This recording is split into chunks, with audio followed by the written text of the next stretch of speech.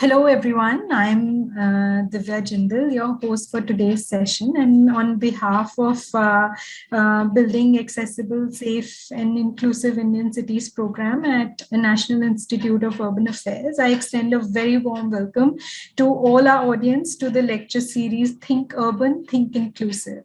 This 8-part lecture series is where we shall discuss approaches for making Indian cities accessible, safe, and inclusive for all of us. The series is designed as a discussion with key sector experts and change makers, leaders to focus and collectively think and discuss ways and tools to improve lives and empower persons with disabilities, elderly, and young children and their caregivers living in urban areas through various pertinent subjects and concerns in the domain. Before we start the discussion, these are just a couple of housekeeping points that I would want to put it out there. One, it's a pre-recorded event. The platform may have a delay of 10 seconds. So while recording, depending on the internet connection, you may experience some latency in audio and video. The entire lecture will have closed captioning included at the bottom of this recording.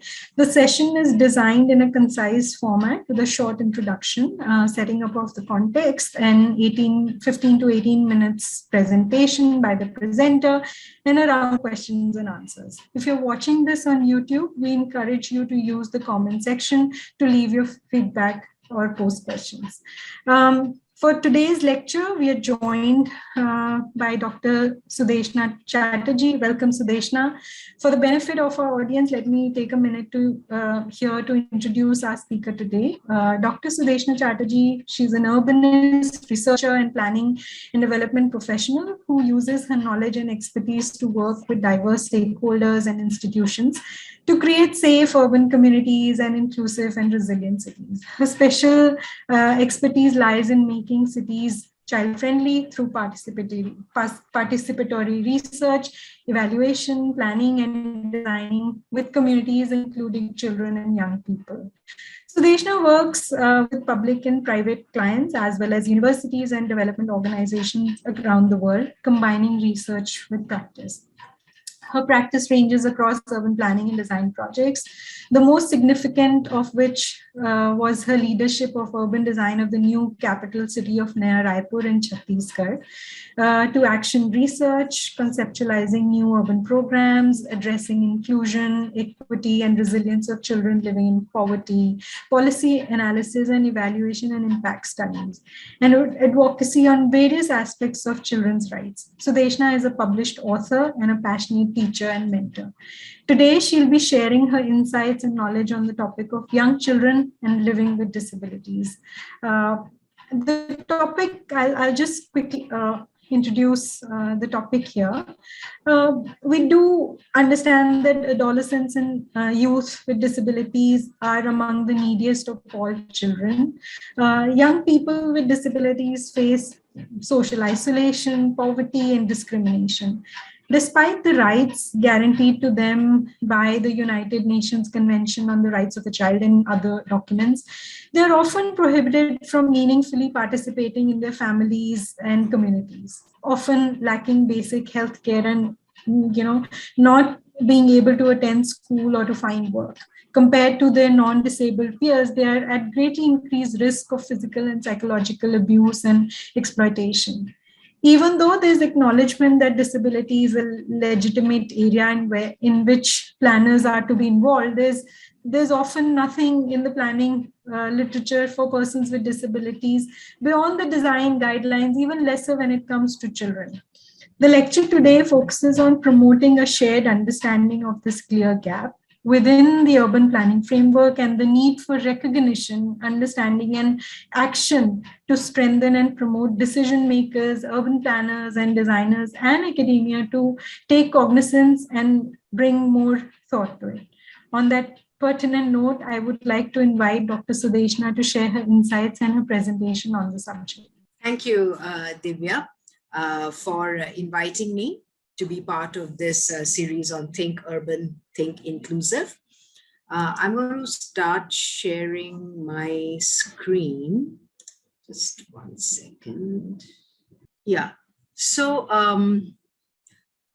in my presentation today, I'm going to be focusing on inclusive and accessible public space for children, promoting equal opportunities for play and everyday freedoms. I'm here today representing Action for Children's Environments, the nonprofit foundation that I founded, and also as a board member of the International Play Association. I will be drawing on a lot of work that is happening around the world that I came to know of through IPA.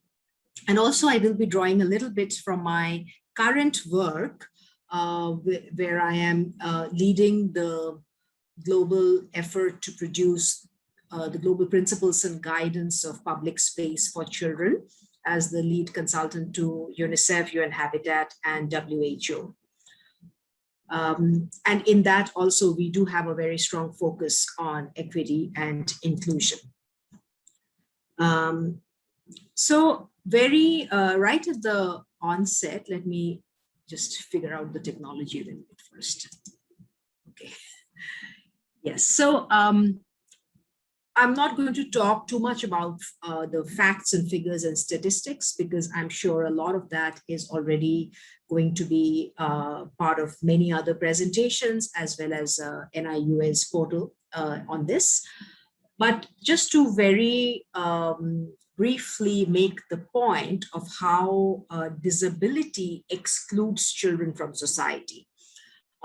There are obviously very many, diversity is not a monolithic concept. It's a very, very diverse range of abilities that children have, which are atypical, different from the normal, either because of physical reasons or mental challenges. It could be and it could be also temporary due to an accident, or it could be more permanent or long-term. Even trauma-induced shocks can induce psychosomatic disorders in children. And needless to say, the children with any form of disability suffers from exclusion in our society today, primarily because of our lack of understanding of how we really need to include them in society. And girls with disability are in a way doubly disabled because of the constraints of gender roles on them, as well as lack of access to education, vocational training, jobs, etc. They are much more disenfranchised than other girls, and also from boys who are disabled. But at the same time, children with disabilities have the same kinds of rights that any other human being or any other child has. And in many countries, as we will see later, disabilities are one of the pillars of building an inclusive society, an equitable society, not just through government policies and programs for including them, but also for people with disabilities to become agents of change, and also children as agents of change. There are several normative frameworks, and I will just pick up two of those that relate to children in a very big way. Throughout my presentation, I will make an effort to talk about how children with disability are excluded from the built environment, access to the built environment, and particularly public space. So the Convention on the Rights of the Child, which is the framework convention for children, very clearly guards the rights of every children through many articles, but primarily I'm pulling out three. Article 2, which is about non-discrimination, irrespective of children's backgrounds, abilities, age. We shouldn't be discriminating against any child in our outreach to them and in our policies. Article 23 specifically focuses on rights of children with disabilities. And of particular importance to this presentation is Article 30, which talks about right to play, rest, leisure, artistic, cultural life, because when we are talking about public space for children, right to play is a major driver of public space for children. And a lot of facilities and types of public spaces that are created around the world are to facilitate play and recreation of children. And of course, Article 9 of the Convention on the Rights of Persons with Disabilities also talks about how government should be taking appropriate measures to ensure that people with disabilities have equal access to the physical environment, to transportation, to information and communication technologies, etc., and to all services, both in urban and rural areas. Very clearly, today, there are two models of disability that exist. The first one is the medical model of disability, in which where the disabled person is really seen as the problem. Whenever we think of a disabled person, we think of somebody who's confined to a wheelchair, is not very mobile, doesn't leave the house, can't go upstairs, has much restrictions on everything that he or she does, and constantly needs help, as somebody who's diminished as a human being because of their inability to move around. Today, however, there is a social model of disability, which doesn't see the disabled person as the problem, but the world around the disabled person as the problem. Why doesn't a disabled person have access to the wider built environment? Because of badly designed buildings, badly designed public spaces, not having access to buildings such as ramps, lifts, etc., not having opportunities for education, not having opportunities for jobs, being isolated. The whole family of the disabled person gets isolated. They cannot go on holidays like other families can. So the social model of disability was actually created by disabled people themselves, primarily based on the way the world responds to their needs, as well as the kind of treatment they receive from the healthcare and the welfare systems in their countries. Another problematic thing about this whole discourse on accessibility for disabled people is that if you just look at the logo of accessibility, what does it show you? It shows you a wheelchair-bound person. And this is, of course, pervades throughout the literature on disability, where the primary form of disability is seen as somebody who's bound to a wheelchair, but that is really, really not the case. So when we talk about universal design, I think we really need to move from the idea of accessibility to universal design. What is universal design from an inclusion perspective? Let me give you an example. Suppose there is a big open air stadium, lots of people watching a match, the Olympics, let's say, and suddenly it starts raining. Now everybody's getting wet. Some people have umbrellas. They take out the umbrellas, they are protected, they're not getting wet. Now that is an exclusion model, because some people are getting wet, some are not getting wet.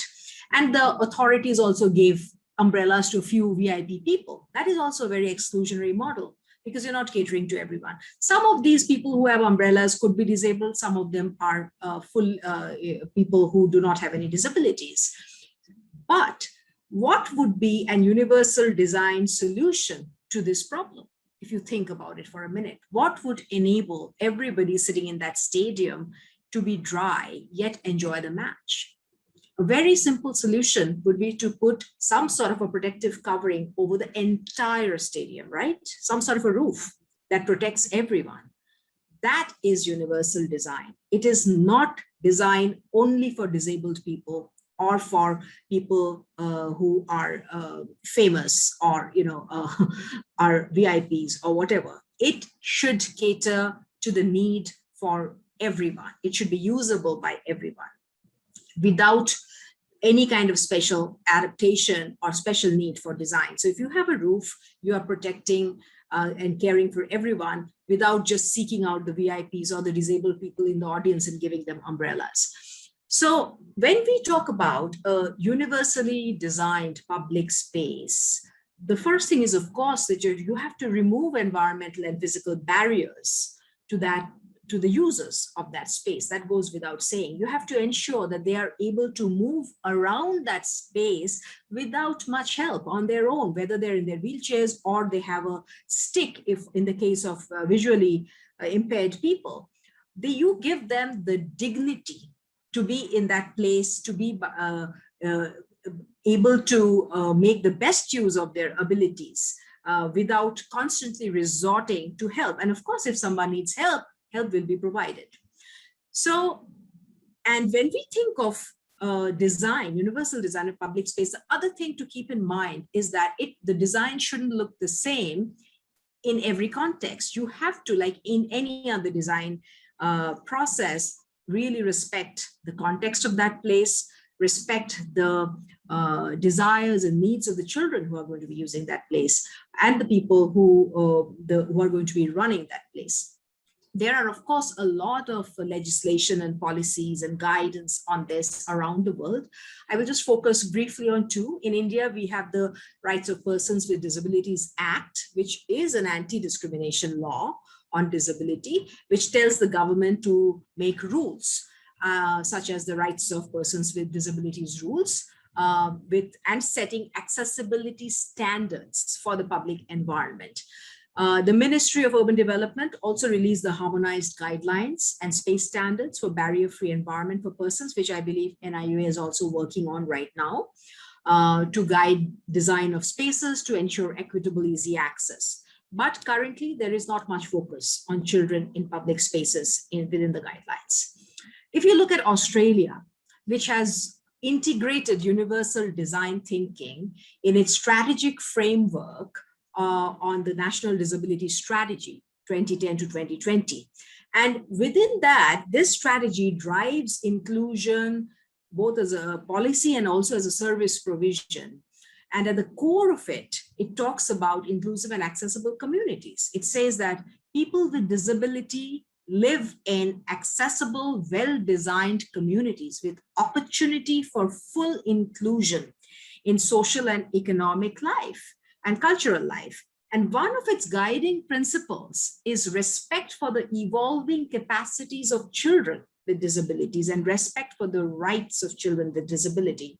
Based on this, there are a lot of guidance that has been created, most notable of which is the Everyone Can Play guidance created by the government of New South Wales in Australia, which has 6 kind of pillars to the inclusive process of creating public space, a playable public space for children. And I will be constantly talking about play because one of the most important drivers of public space for children is play. What do children do in a public space?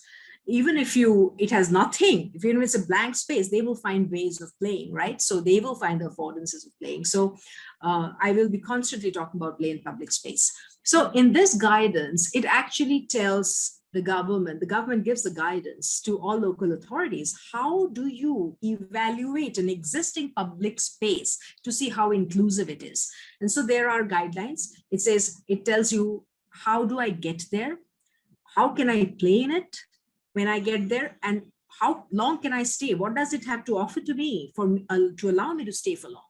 And then there are design principles, 6 design principles, which they fit under find, choose, thrive, fit, join, and belong. You can easily find these guides. And based on this guidance, public spaces for children are getting created. Look at this one. It doesn't look that different from any other beautifully designed public space. At the core of it, the idea is to promote a public space where children with or without disabilities can come with family members.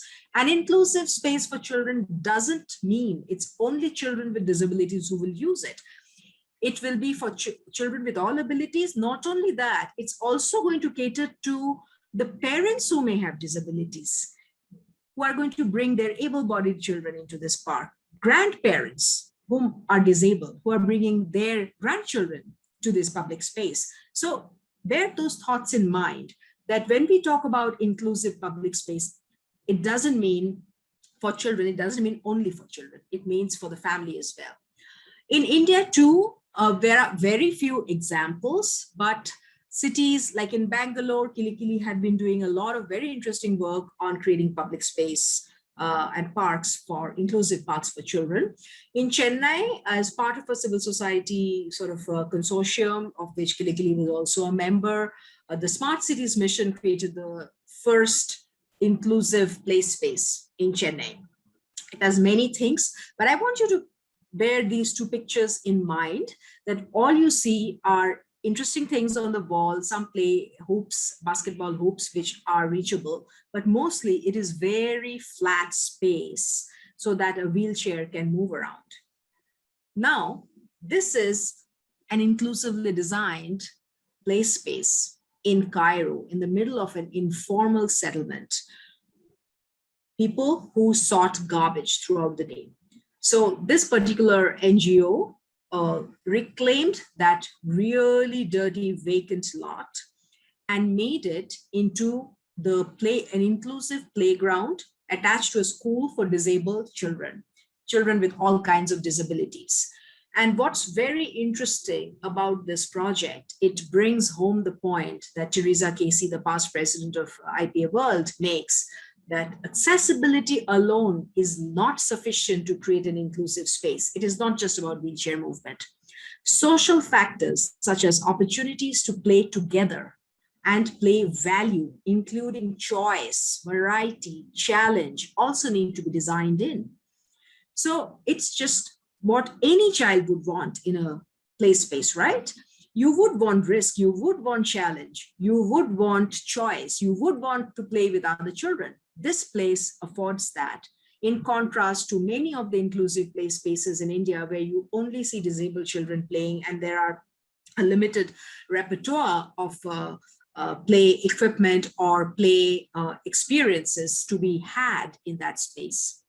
So public space for children are of different kinds. It's not just playground. So you have streets, you have green spaces, you have civic spaces, you have public facilities, and there are plenty of guidance available today. I would talk about streets a little bit because there are a lot of efforts today to talk about shared streets, shared spaces. Different countries call them by different names, home zones in UK, Woonerf in the Netherlands, etc. But pilot studies have shown when you make the surface absolutely flat without any curves, that it's not very disabled friendly for visually impaired people because they do not have a curb line to follow as they move through this space, which is why these models are being adapted in Israel, for example, with a specific lane which gives you those wayfinding guidance. By far, the most number of guidance for inclusive public space relates to green spaces like parks and playgrounds for children. There are many guides that you can find online. I just called out some of the new ones that's out there. The other thing to keep in mind when you are designing an inclusive play space in the city is community participation and children's participation. This is a fantastic example from Hong Kong, the Tuen Mun Park, by Playwrights Hong Kong and supported by UNICEF to create the first inclusive playground.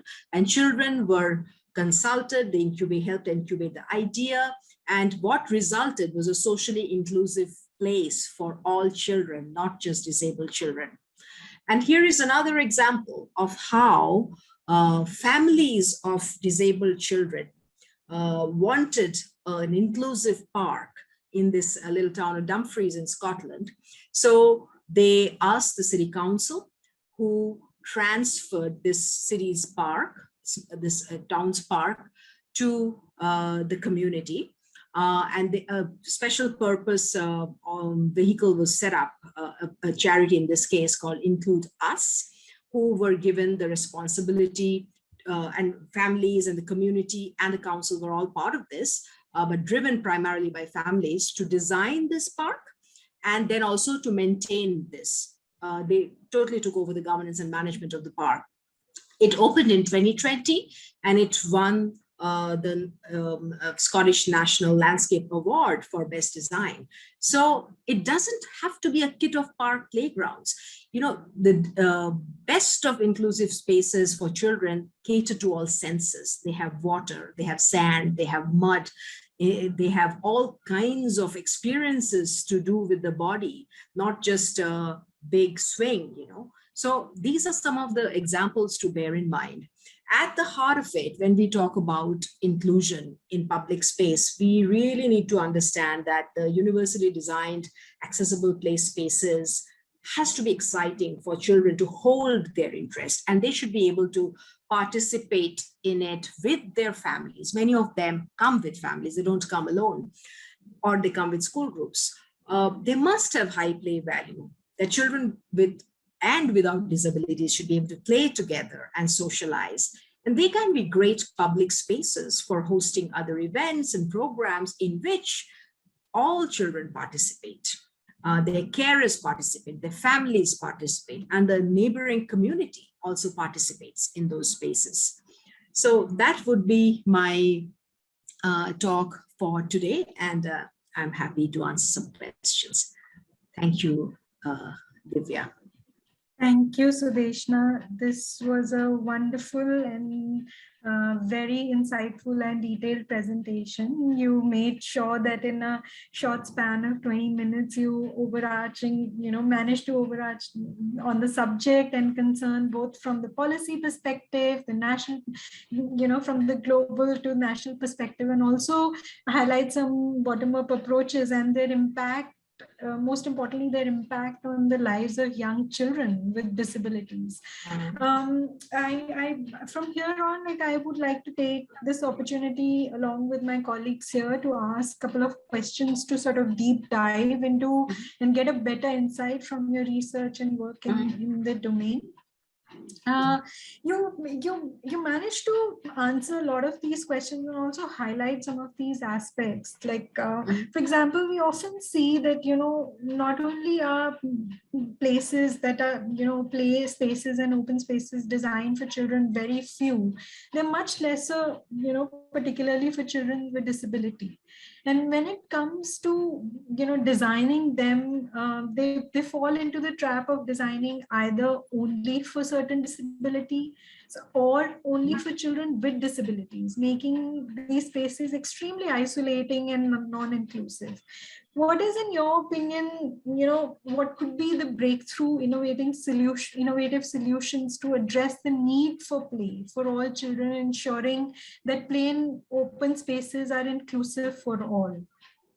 See, the very first thing in the Indian context is the lack of awareness about disability. We really have the largest population of disabled children in the whole world, and they are totally invisible in public life, whether in the sphere of education.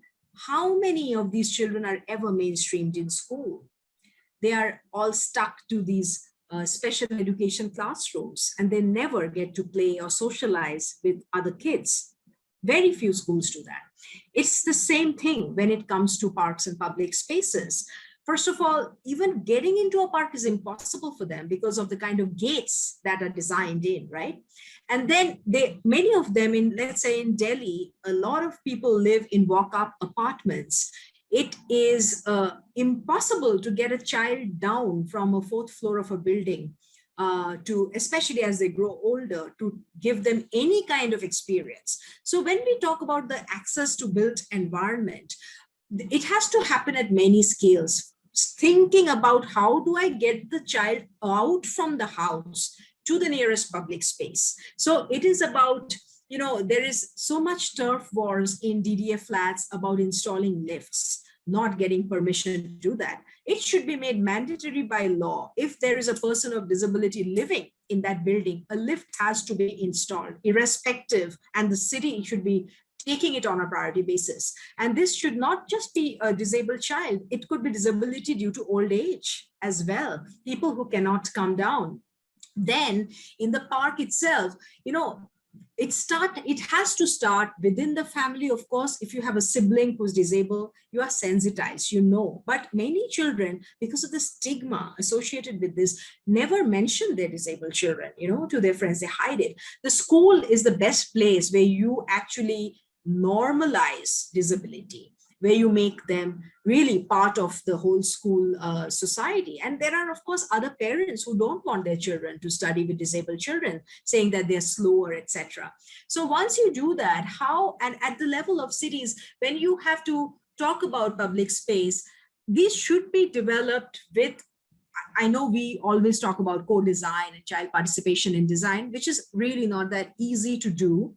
And even if you do it, it also depends on what kind of questions are you really going to ask children. If you ask them, what do disabled children need to a normal child, they may not even be able to say. Same is the case with a disabled child. If you ask them, what is it you need in the park?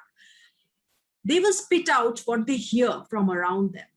There has to be creative ways for understanding and bringing out their deepest desires and dreams and needs in creative ways of asking questions about challenges of funny things that they like to do and things like that, to be able to get to design ideas and innovation that doesn't exist today.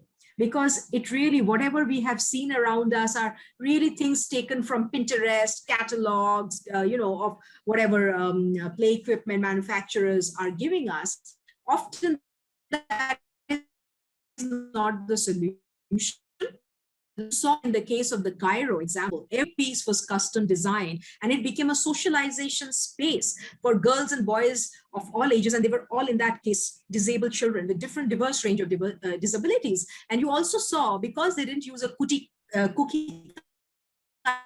cutter approach, there was a thing of this hillock that was created, and the child has to come down with a rope down that little hill, really challenging the child like every other child likes a challenge. You are talking about the child in Delhi, for example, when we design these parks, any park, forget about inclusive parks, some of these new parks that's been designed, a child, if he climbs across the slope of a slide, that is not allowed. The security guard will come running and pull the child down.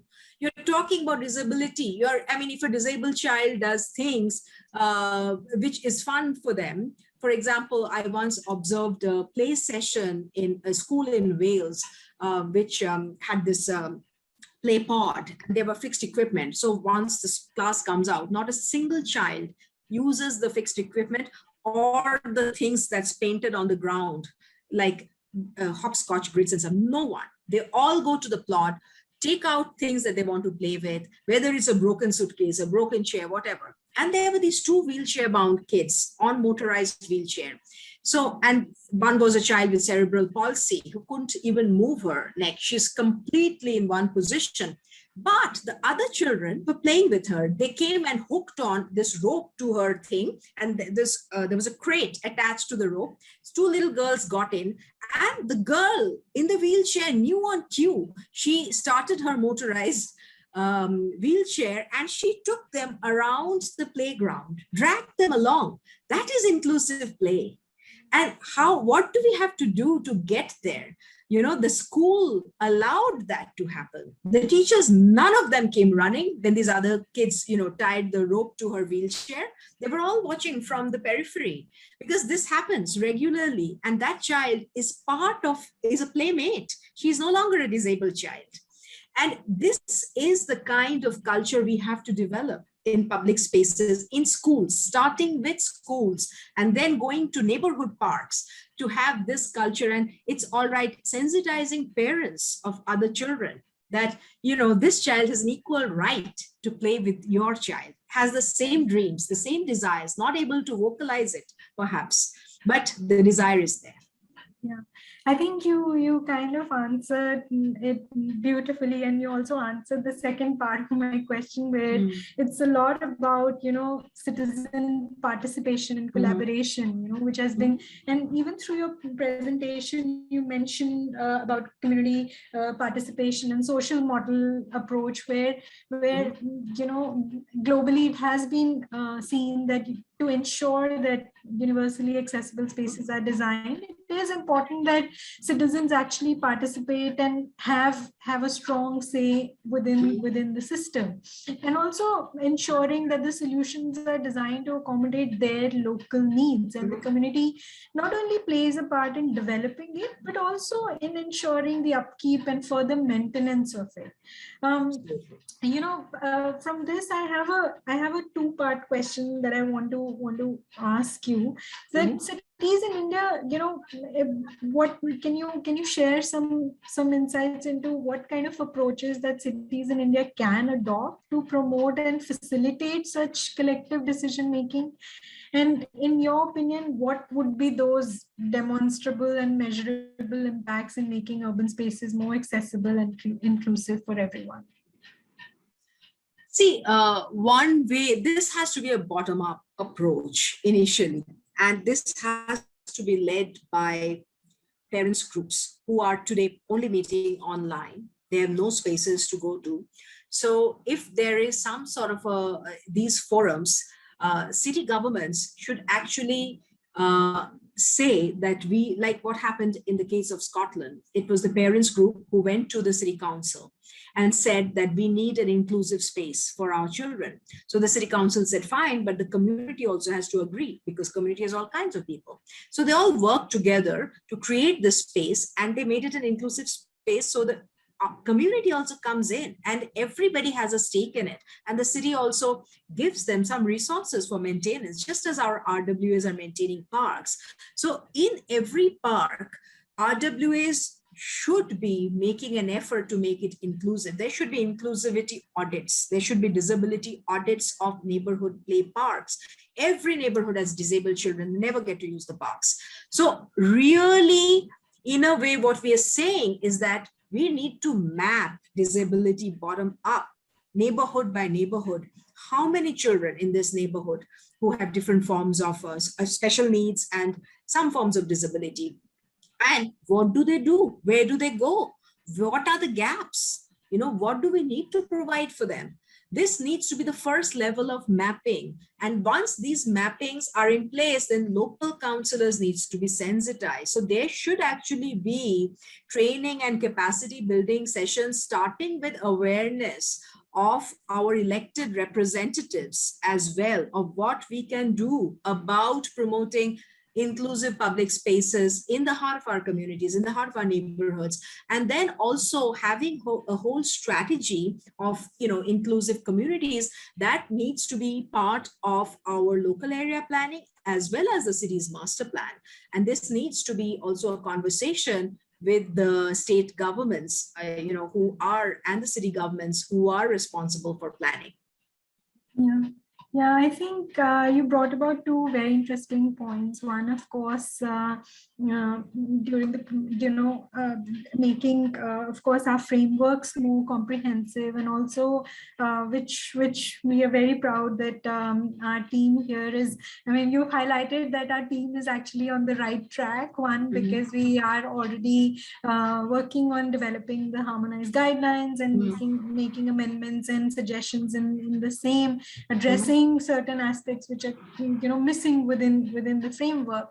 And also we are also taking charge to develop some of these audit pilots and with some of our partner cities, and understand where the actual gap lies, and understand physically mapping some of these cities and conducting these audits to understand what can we do to actually improve our decision making and our interventions on ground within cities. So it's actually a very, very good point. And also you rightly mentioned that and community participation and RWAs need to proactively not only be sensitized and work towards inclusive thinking, because very often when not, they're more, their approach is more towards keeping the parks very sanitized and not used for any children to play, for that matter, leave aside, making them all inclusive. That kind of brings me to my third other question, that the cities in India are constantly evolving. The planning norms and often reforms and reassessments are required to accommodate the growing urban needs, and these changes should ideally also account for the needs of children, and particularly for children with disabilities, which is at this point majorly missing within this scope of work. So how do you think we can better plan and execute in order to ensure that the urban planning and design frameworks are more comprehensive and in alignment, and most importantly, responsive to the requirements of all citizens, and especially, to the youngest citizens. Yeah, I mean, part of the answer lies in the discussion in the previous question when you talked about these neighborhood audits and stuff and public space audits. Make sure you include people with different abilities as part of the audit team, as well as parents of children with disabilities. They will be the best people to tell you what the barriers are for them to take their children out to public, in any public space in Delhi, any green space. That's easier actually to deal with. Even in the neighborhood, there's at a site planning level within housing what those challenges are. So that's one. The second is when you're talking about plans and formulation, nothing happens without a consultation. So in your consultations, make sure you're including the groups, maybe the associations, organizations that work with disabled people directly, not just physical disability. Talk to, for example, autism research centers, talk to people who deal with other forms of disability as well. So the representing the whole spectrum of disability. So the associations will be a good place to start with, as well as representatives from the disabled community itself. And within that, it should also be interesting if some of that consultation surveys are sent to schools to really understand what kind of equity, diversity, inclusion policies they have in place and how responsive really they are to the needs of children with disability. Yeah, so these are starting points because, like I said, the solutions have to be context specific, but we right now do not know the extent of this iceberg. We haven't even seen the tip of it, and it's a very deeply entrenched problem in our society. And if we have no choice, given the normative frameworks to which India has signed on, all the UN frameworks guiding disability, as well as this whole idea of the social model of disability. That's the way you have to embrace that as a guiding principle of an enabling environment through planning and design of all living environments. I think it's a very, very valid point and very important point that you've kind of put across. And we also feel that, even though city officials have very, very good intentions and they want to have an action-oriented approach and they want to, sort of take on interventions which are more inclusive and more universally designed and more in line with the times we are living in, often they lack the right skills and knowledge to execute some of these projects that are, of that nature. So in your opinion, what aspects of training and capacity building efforts would you think should we focus on or change to ensure that the implementation bodies at the state and cities are better equipped to execute some of these inclusive projects? Absolutely. You need to have training modules developed for these city officials and people who are responsible for the public realm in our cities to make it accessible and inclusive.